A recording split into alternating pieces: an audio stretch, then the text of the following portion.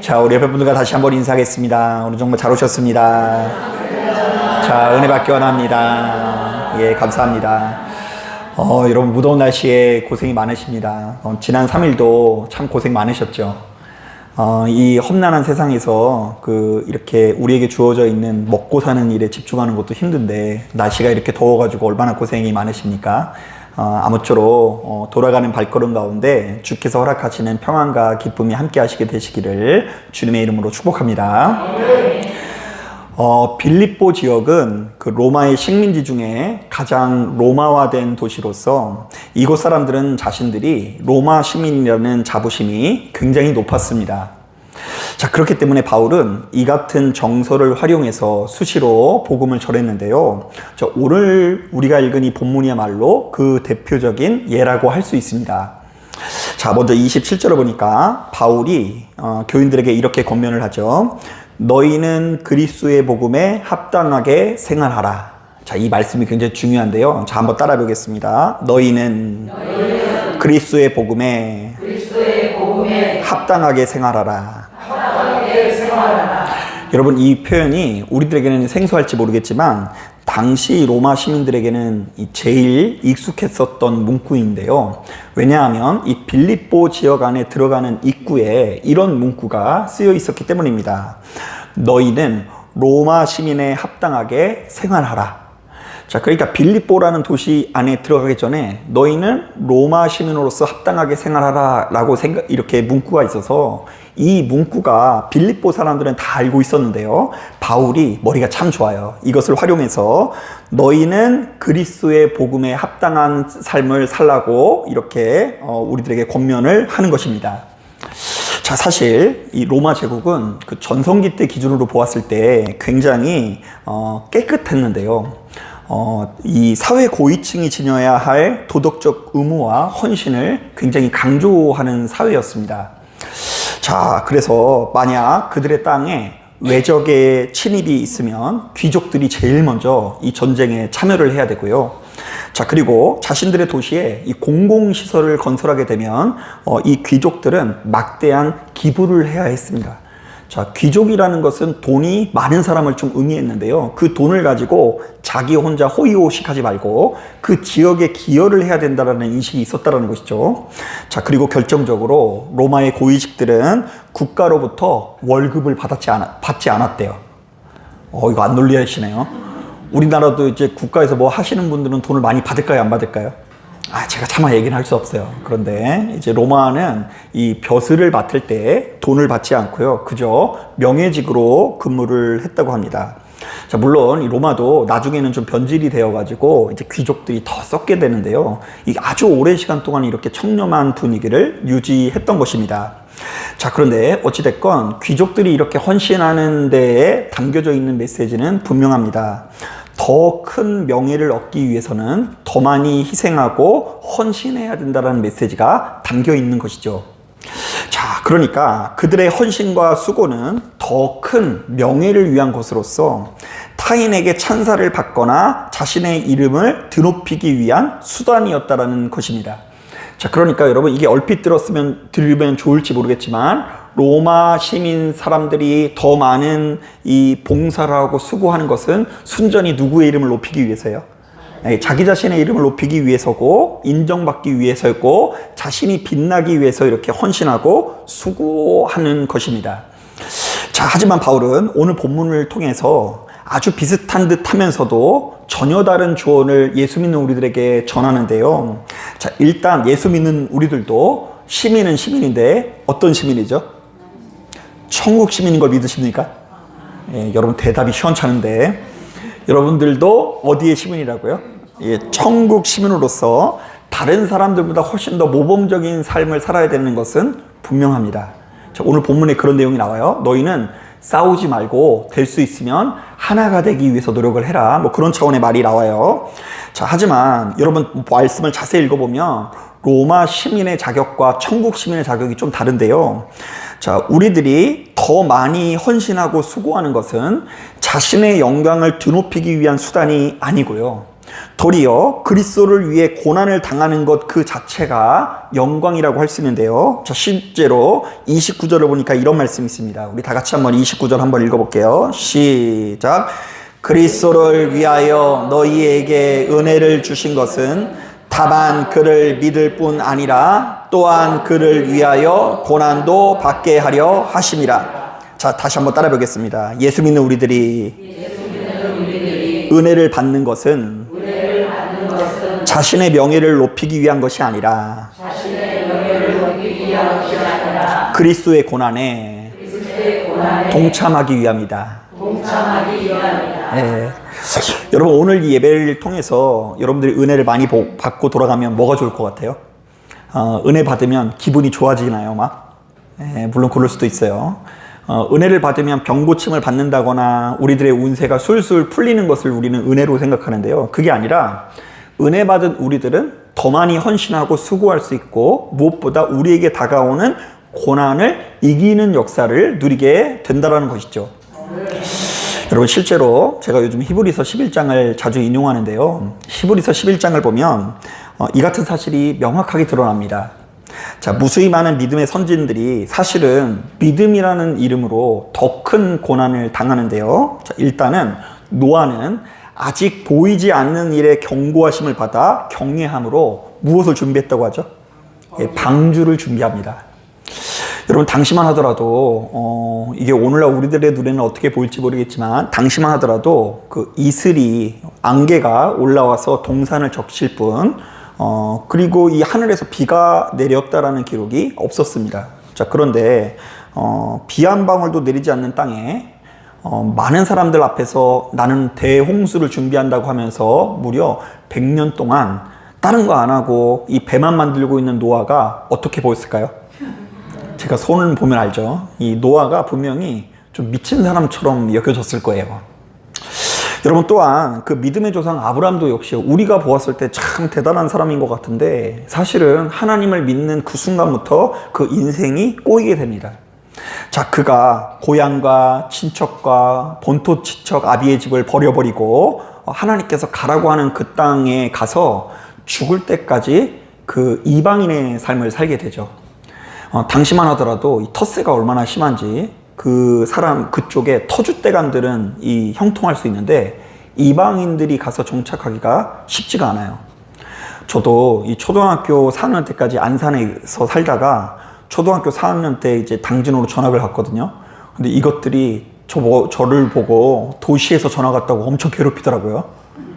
예, 그래서 자기 일들 아니라고 공감을 못 하시는 표정인데, 그래서 제가 한동안 얼마나 힘들었는지 몰라요. 그래가지고 거기 짱인 애랑 그 맞짱을 떠가지고 이겨가지고 그때부터 제가 이제 좀 풀리게 되었는데요. 그 전까지만 하더라도 이 당진 것들이 모여가지고 저를 괴롭히는 통에 얼마나 힘들었는지 몰라요. 그런데 실제로 이 아브라함이 그 죽는 그 순간까지 그 종의 태도를 간직합니다. 그 아내가 죽어가지고 그 굴을 사러 가는데요. 그 굴을 살 때에도 아주 공손한 태도로 하게 되는데 그 몸에 배어 있는 거예요. 힘 있는 자 같으면 목소리를 크게 외쳐야 될 것 같은데 힘이 없으니까 이 평생 이방인의 삶을 살면서 믿음이라는 이유로 고난을 자초하게 되죠. 자, 그리고 또 부인할 수 없는 아주 멋진 문구가 있는데요. 모세를 가리켜서 이렇게 평가합니다. 하나님의 이름으로 바로의 공주의 아들이라 칭함받기를 거절하고. 자, 가만히 있었으면 바로의 공주의 아들이라는 그 신분을 누릴 수 있었다고 하죠. 그런데 믿음이라는 이유로 그가 어떤 선택을 했다고 합니까? 하나님의 백성들과 함께 고난받기를 잠시 죄악의 낙을 누리는 것보다 더 좋아했다. 자, 믿음은 이런 거예요. 지금 당장에 내가 여기서 공주의 아들로 살 수 있어도 하나님과 백성과 함께 고난받는 것을 택할 수 있는 것이 믿음이라는 것입니다.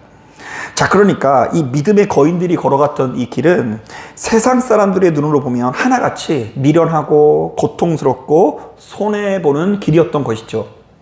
하지만 그들은 이미 알고 있었습니다.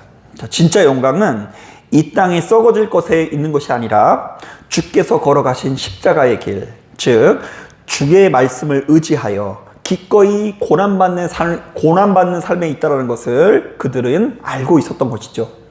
자, 한번 따라해 보겠습니다. 고난은 그 자체로 천국 시민의 영광이다.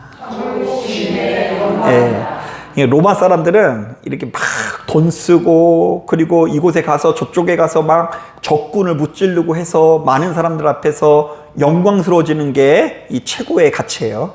다른 사람들한테 박수를 받고 이 찬사를 받는 게 로마의 최고의 영광이에요. 그러나 우리는 그리스도와 연합해서 그리스도가 걸어갔었던 그 고난에 함께 동참하는 것이 영광이라는 것이죠. 자, 오늘 본문이 빌립보 교인들에게 그리고 오늘날 이 시대를 살아가는 우리들에게 던지는 메시지가 바로 이것입니다. 이른바 예수 믿는 우리들은 천국 시민권을 가진 자로서 늘상 썩어질 세상 영광을 구하지 말고 자기 스스로 십자가의 길, 고난의 길을 선택하라는 것입니다.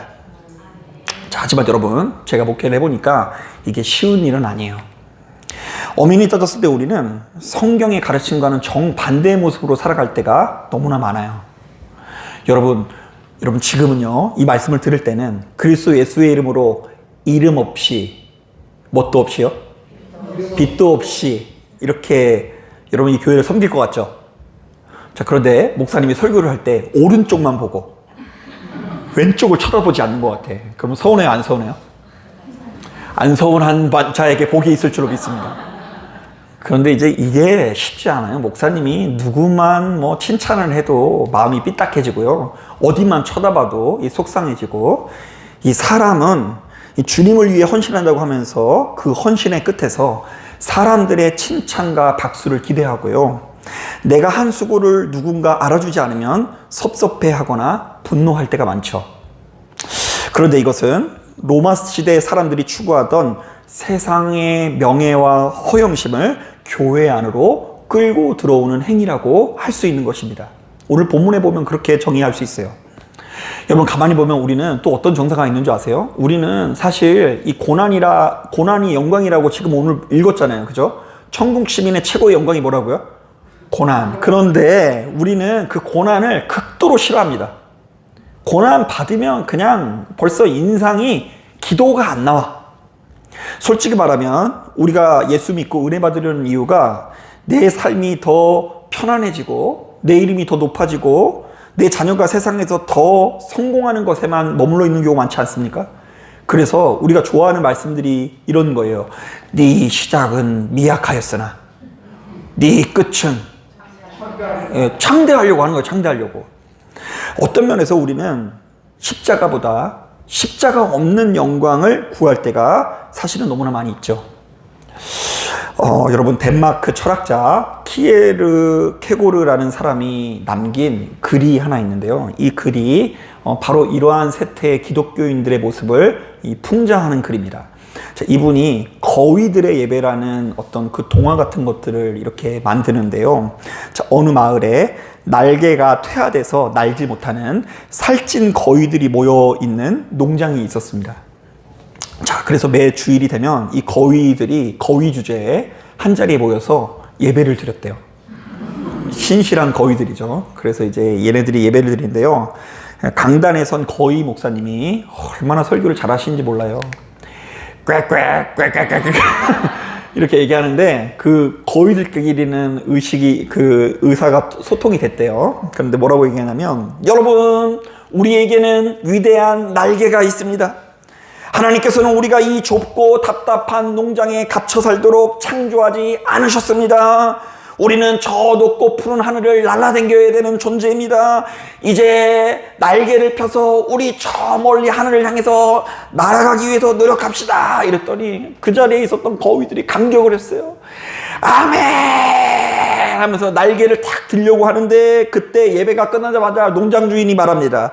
얘들아, 밥 먹을 시간이다. 이랬더니 다 뒤뚱뒤뚱 하면서 뒤뚱뒤뚱 하면서 걸어가면서 그 먹이를 향해서 걸어갔대요. 그런데 놀랍게도 그 다음 주에도 이 같은 행동을 얘네들이 반복을 하는 거예요.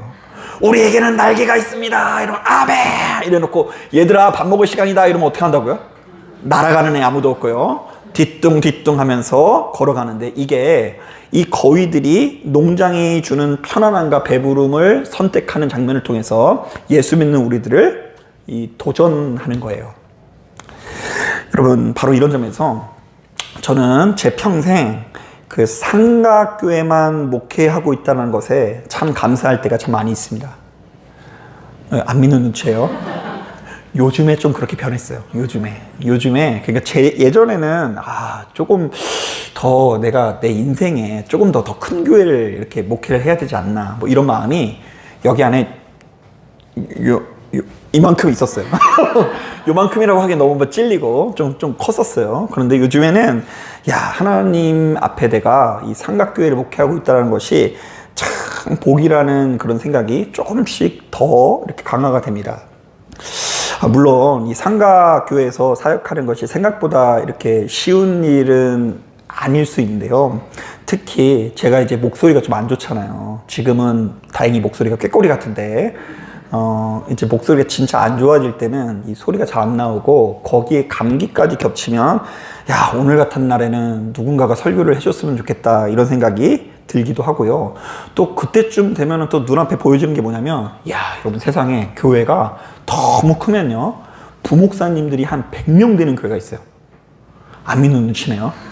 그러면 여러분 그곳에 담임 목회 하시는 분들 보면요, 여러분 부러워요, 안 부러워요? 부러울 때 있지 않나요? 목사들끼리는 부러울 수 있는 거예요. 한 명씩 설교를 시켜도 100주 돌아갈 수 있잖아요. 100주. 자, 여러분, 이런 이야기를 나올 때마다 생각나는 장면이 있는데요. 제가 그 전라북도 정읍에서 목회를 할 때에 그 전라북도 정읍은, 그리고 그쪽 지역은 교세가 너무 약해서 약 38개의 교회들이 모여서 여름 성경학교를 진행하게 됩니다. 그러니까 교회 자체적으로 여름 성경학교를 진행할 수가 없고요. 38개가 모여서 여름 성경학교를 하는데요. 이마저도 저희끼리는 감당이 안 돼서 서울의 압구정동에 있는 초대형 교회에서 매년 전문 인력을 이렇게 파견을 해줘서 그분들이 대행을 해주게 됩니다. 참 감사한 일이죠. 저희가 얼마나 고마웠는지 몰라요. 그런데 그분들은 설한 마음을 가지고 이 시골에 있는 교회들을 도와주기 위해서 왔는데 이 성경학교에 참석한 시골교회 목사들은 매번 기가 죽을 때가 많습니다. 그분들이 의도한 건 아닌데 기가 죽어요. 자, 일단 봉사할 청년들이 관광버스를 타고 오는데요. 그 관광버스에 빈자리가 하나도 없어요. 거기에서 이제 애들이 내렸는데 거기 버스에 타고 있는 청년들이 38개 교회 청년들을 합친 것보다 많아요. 우리는 뭐 청년이 없어요. 다 청년이 70살이에요. 청년이 70살이에요. 70살이면 막내여서 걸레를 잡아야 돼요. 그런데 이 청년들이, 새파란 청년들이 한 50명 가까이 버스를 타고 어떻게든 막 와요. 게다가 오랜만에 본 청년들이 그 찬양이 얼마나 우렁찬지 그들을 담당하는 청년 목사님께서 빛이 나고요. 저희는 왜 그렇게 복장도 꾀재재한지, 저기 압구정동에서 온 사람들은 귀티가 나고요. 우리는 뭔가 피부도 거뭇거뭇하고 뭐 옷도 꾀재재하게 느껴져요. 자, 뿐만 아닙니다. 제가 이거 몇 번 말씀드렸는데 가장 큰 충격은 그거예요. 한 번은 그 교회에 여성교회 회원들이 그 아이들을 밥을 해주기 위해서 압구정동에서 온 거예요. 그런데 왔는데 이제 아무래도 부식품이 너무 많으니까 그 부식품을 나르는 것을 도와주라고 하더라고요. 그래서 이제 이렇게 식당 앞에서 기다리고 있는데 우리들 입장에서는 부식품이 오니까 당연히 트럭이 올 거라고 생각하잖아요. 근데 갑자기 저희들 앞에 벤츠 세대가 탁 쓰는 거예요. 그러더니 트렁크를 뭐 탁 여니까 거기에 배추가 가득하더라고요. 그래서 이 교회는 배추도 벤츠로 나르는구나. 그러면서 이제 저희들끼리 열심히 그거를 땀 흘리면서 여름에 그 아이들 먹이려고 나른 다음에 우리들끼리 이런 얘기를 했습니다. 최 목사, 우리는 배추만도 못하다고. 우리 거기서 일하려고 그 포터 뒤에 목사 6명이 그 철장 잡고서 안 떨어지려고 뭐 이러고 왔는데, 제 배추도 그 벤츠 트렁크로 온다고. 우린 배추만도 못한다. 뭐 이런 이야기를 하기도 하는데요. 여러분, 육신의 옷을 입고 있는 우리들은 바로 이렇듯 눈앞에 펼쳐진 상에 흔들릴 수밖에 없는 존재입니다. 이른바 내가 섬기고 있는 교회가 누구의 몸이라고 하죠? 주님의 몸된 교회라고 하잖아요. 교회가 주님의 몸인데도 불구하고 그 규모가 작고 초라하면 괜시리 움츠릴 수밖에 없는 것입니다. 하지만 그럼에도 불구하고 믿음 안에서 볼 때에는 지금 제가 걸어가는 길이 영광스럽게 느껴질 때가 참 많은데요. 만약 저에게 모든 것이 다 갖춰진 편안하고 안락한 목회의 환경이 주어졌다면 어쩌면 저 역시 앞서 이야기한 것처럼 그 살찐 거위처럼 편안함이라는 먹이통에 안주해 버렸을지도 모르겠다는 생각이 듭니다. 또한 지금 눈앞에 서 있는 교회 건물의 영광에 취한 채 수시로 제가 목회를 잘해서 그런 줄 알고 썩어질 세상 권세에 나도 모르게 취할 수 있겠다라는 생각이 들기도 합니다. 그리고 지금 제가 서 있는 자리가 우리 예진교회이기 때문에 더 성숙해지고 다듬어지는 부분이 있는데요. 여기 계신 분들 한 분 한 분이요, 다 저와 사연이 있어요. 네, 다 사연이 있어요. 그래서 이제 우리 김선호 집사님 처음 뵀을 때만 하도 모자 쓰고 오셨어요. 그 항암 치료를 받으셔가지고 그냥 머리털도 이렇게 다 빠지시고 생사의 기로에 계셨다가 교회 와서 위로받고 이러시다가 얼마 전에 기도하시는 거 보니까 전도사님처럼 기도하고 계시더라고요. 네, 그리고 이제 한 영혼이 이제 가장 큰 고통의 때에 오셔서 이렇게 하시는 모습을 볼 때 참 감사하고요. 그리고 우리 그 김건중 집사님 어깨에 빠지셔가지고 아픈 것도 기억이 나고 그때마다 이제 열심히 기도해줬던 기억도 나고 우리 박향 목사님이 믿음 안에서 이렇게 세워지는 것도 기억이 나고 그리고 우리 김기호 권사님도 이 더운 날씨에 매일같이 나와서 기도하는 모습을 볼 때 하나님께서 이 자리에 이 한 영혼들을 보내주신 것을 제가 믿습니다. 하나님 이 한 영혼이 정말 소중한 거군요. 그냥 저절로 이렇게 모이는 것이 아니라 제 입장에서는 지금 여러분들이 이렇게 수요일마다 와가지고 예배 드릴 때 감격이고 감동이에요. 여러분 안 계셨으면 이 사모님이랑 저랑 둘이 앉아가지고 예배 시작했다, 예배 끝났다, 이제 갑시다 이러고 돌아갈 수도 있었을 텐데 이 자리에 앉아 계신 분들이 너무 소중하지만 때로는 설교 주머니에서 설교가 메말른데도 그거를 쥐어짜가지고 어떻게든 했던 말 또 하더라도 또 말씀을 전하려고 하고 이 씨름하는 이 모든 과정이 저를 성숙하게 만들고 목사로서 영광스럽게 만든다는 것을 깨닫게 됩니다. 그러니까 여러분 저는 충분히 영광스러우니까 자꾸 제 앞에서 저 칭찬 좀 하지 마세요. 요즘 따라 자꾸 뭐 계속 칭찬을 해가지고 그런 얘기 저 없을 때 얘기하라고 하는데 진심입니다. 제가 자꾸만 이 삼각교에서 사역을 하다 보니까 갈수록 이 썩어질 눈에 보여지는 것보다 가치 중심의 목회로 나아가게 되는 것 같은데요.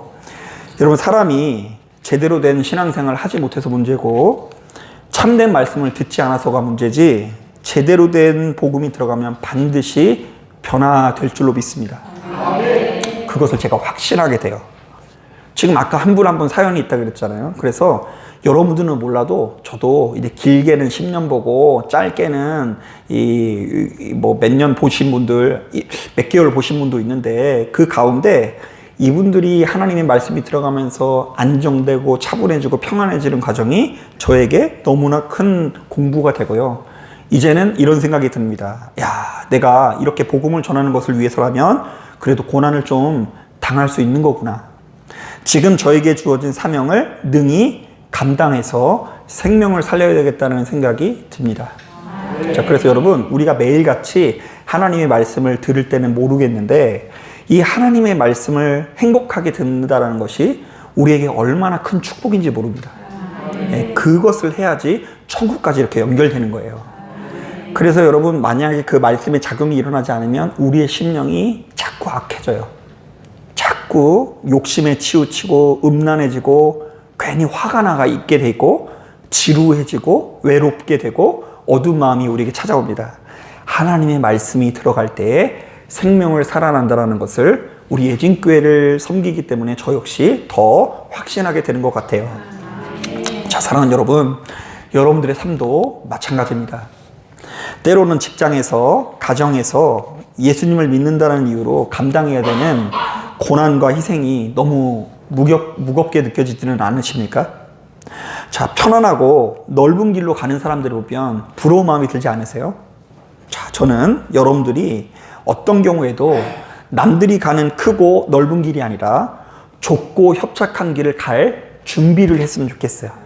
네. 예수께서도 이 땅에 오시는 그 경로를 보면 마구간에 오셔서 십자가로 저 세상으로 가시잖아요. 예수 안에서 세상의 영광이 별로 없어요. 다시 오시는 예수님은 영광스럽지만 예수님께서 이 땅에 오셨을 때는 철저히 겸손의 모습으로 이 땅에 오셨습니다. 자, 그런데 여러분, 제가 설교를 하면서도 그렇다고 여러분 오해하지 않으셨으면 좋겠어요. 아까 우리가 고난이 그 자체로 영광이다라고 고백을 했잖아요. 자, 이 말이 무조건 고통이 크면 클수록 영광이 커진다라는 의미는 아닙니다. 목사님, 제가 이렇게 너무 형통해서 걱정이에요. 이렇게 생각하시고 봐, 걱정이에요. 또 그렇게 말씀하신 분이 있어요. 제가 지금 다 망해야 되는데, 망해야지 복되는 건데, 지금 너무 형통해요. 이런 의미는 아니에요. 자, 고난이 그 자체로 영광인 이유는 단 하나인데요. 그 고난이 십자가를 지신 주님과 연합한 자리이기 때문입니다. 즉, 지금 우리는 예수를 믿기 때문에 무조건 고난을 당하거나 당해야 된다는 이야기가 아니고요. 성도는 이미 십자가를 지신 주님과 연합된 자로서 그 연합은 이 세상에서는 고난의 모양으로 나타나는 경우가 참 많다라는 것입니다. 자, 기도를 하면 할수록 우리는 누구와 연합돼요? 예수님과 하나가 돼요. 내 마음이 예수님 마음이고 예수님 마음이 내 마음이 돼요. 그리고 더 나아가서 이 안에 누가 계시다고요? 성령 하나님, 주님의 의지가 이 안에 가득하게 채워집니다. 자, 그러니까 나의 뜻을 꺾고 내 안에 거하시는 주님을 따르는 것 자체가 참 고난의 길이에요. 여러분, 나의 뜻을 꺾고 내가 미운 사람을 용서하는 것도 쉬워요, 어려워요? 그래서 목사님 얘기 들으니까 너무 이제 찔려서 너무 이제 못 듣겠어요. 저 남편 요만큼도 용서하기 싫은데 자꾸 용서하라는 마음을 주시니까 너무 힘들어요. 미워하는데 용서하는 것이 힘들어도 그 길을 가야 되잖아요. 그게 고난이고요. 그리고 여러분, 교회를 섬기다 보면은 우리가 맛있게 밥 먹고 나면은 설거지거리가 쌓여요, 안 쌓여요? 그 설거지 쌓이는데 그 설거지 쌓인 것을 그냥 눈치 게임 해야 되는 거예요, 그때 이제 누가 하나 최대한 자리에서 늦게 일어나야 돼요. 지금 운동화 끈을 묶던가, 잠깐 기다려봐, 이렇게 해가지고 다른 사람이 이렇게 설거지를 하게 해야 돼요. 그런데 누군가는 그럼에도 불구하고 그 설거지를 해야 될 거 아니에요, 그죠? 아멘 신중하게 하세요. 누군가는 그걸 해야 되잖아요. 누군가를 그거를 해야 되는데 그 설거지를 하는 것도 이 고난이고요. 가만히 보면 주님의 뜻을 따르다 보면 불편해질 일이 많고 그것이 고난이지만 그것이 영적으로 보았을 때는 영광이라는 것입니다. 자, 그래서 여러분, 우리가 하고 있는 이 영광의 길을 이 세상은 도무지 이해하지 못해서 오늘 본문을 보니까 멸망이라고 부르고요. 아까 제가 인용했던 말씀 가운데 노아는 미쳤다고 하고요. 우리를 불쌍하다고 말하는 분들도 참 많이 있어요. 저도 이것을 생전 못 느끼고 있다가 한 몇 년 전에 저희 그 친할머니가 돌아가셔가지고 오랫동안 못 보던 이 친척들이랑 모여가지고 장례를 치르는데요. 제가 이제 그 개척교회 목사라 그러니까 거기 계신 친척들이 다 불쌍하게 여기더라고요. 보면서 아이고 운아, 너 어렸을 때 공부를 참 잘했는데 어쩌다가 그렇게 됐니? 뭐 이런 뉘앙스예요. 다 불쌍하게 여기고, 그리고 저보다 더 불쌍하게 여기는 것이 우리 애들. 쥐들 먹고 싶은 거 다 먹고 지금 잘 살고 있는데 그 친척들이 볼 때 아이고 그냥 얘가 그냥 고생하는 눈빛으로 이 아이들을 쳐다볼 때 이게 세상 사람들이 우리를 바라보는 시선이라고 느낄 때가 있었습니다. 자, 그러나 바울은 이 같은 흐름 가운데 우리들에게 이렇게 말합니다. 한번 따라하겠습니다. 그들에게는 멸망의 증거이지만 너희에게는 구원의 증거라. 네. 고난받음이 세상의 사람들에게는 멸망의 증거예요. 쟤 왜 저런 사고가 났지? 왜 저렇게 안 풀렸지? 이거 멸망당했다, 이렇게 생각할 수 있어요. 그러나 우리는 그것이 구원의 증거예요. 바로 그것을 통해서 우리와 주님은 더 연합되고 하나님의 뜻을 이루어 갈 수 있기 때문입니다. 자, 그러니까 여러분, 편안함을 위해 날개를 접어두는 거위가 되지 마십시오. 세상의 얄팍한 천사를 얻기 위해 세상의 얄팍한 찬사를 얻기 위해 수고했던 로마 시민의 헛된 영광을 부러워하지 마십시오. 우리에게는 그 무엇과도 바꿀 수 없는 하늘의 시민권이 이미 내려진 줄로 믿습니다. 자, 그러므로 이번 한 주 동안 그리스도의 십자가에 연합해서 주님을 위해 기꺼이 손해를 보기도 하고 용서하기도 하고 참기도 하고 지금 내 눈앞에 펼쳐진 상황이 좋지 못한 상황으로 흘러갈지라도 기꺼이 천국 시민의 삶을 살아가실 수 있는 저와 여러분들이 되시기를 주님의 이름으로 축복합니다. 자, 기도하겠습니다.